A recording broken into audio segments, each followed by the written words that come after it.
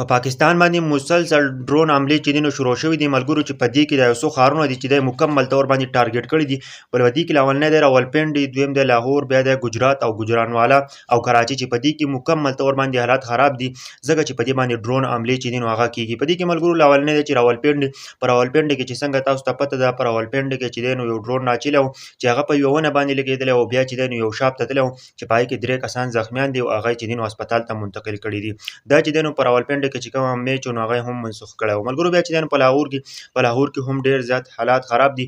په لاهور کې چې دی نو 3 ډرون چې دي نو هغه هم راچلي دي. ملګرو په لاهور کې حالات مکمل طور باندې خراب دي ځکه چې خلک ډېر زیات ویرېدلو ځکه چې په مخه ډرون راځي او په مخه چې دی نو حملې کېږي. ملګرو په ګجرات کې هم چې دی نو حالات خراب دي، په هغې کې هم ډرون راچلي دي په ګجرات کې. او بیا چې دی نو ګجرانوالا، په ګجرانوالا کې هم ډېر زیات ډرون راچلي دي.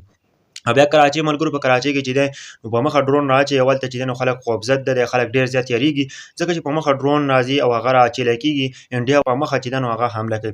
ملګرو بل طرف ته چې دی نو ISPR چې دی نو هغه دا خبره کړې ده چې 12 ډرون چې دی نو موږ د انډیا چې دی نو راچلي دي او انډیا مکمل طور باندې د فضا او حدود خلاف ورزي کوي او هغه چې دی نو په پاکستان باندې حمله کوي. وایي موږ چې دی نو موږ به هم بس اکشن اخلو او موږ به د دې بھرپور جواب ورکوو ملګرو، ځکه چې حالات مکمل طور باندې خراب دي ځکه چې دا ښارونه مکمل طور باندې ټارګټ کړي دي او په دې باندې دی چې دی نو ډرون نه اچوي.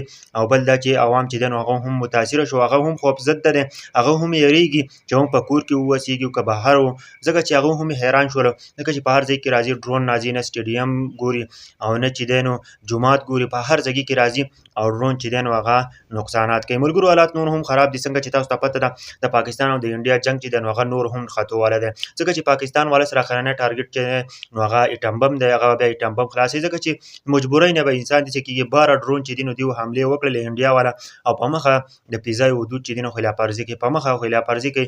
کله چې دی نو جهازونه رالېږي، کله چې دی نو ډرون حملې کوي، خو هغه چې دی نو هار نه مني. وایي موږ به دا جنګ خامخا کوو. د سیلګرو نه قصه کوم ځای ته لاړه او کوم ځای ته ورسېدله. ملګرو په دې باره کې تاسو څه وایئ چې آیا دا جنګ وشي او که ونه شي؟ لږ را سره په کمنټ کې خپل رایې راکړئ.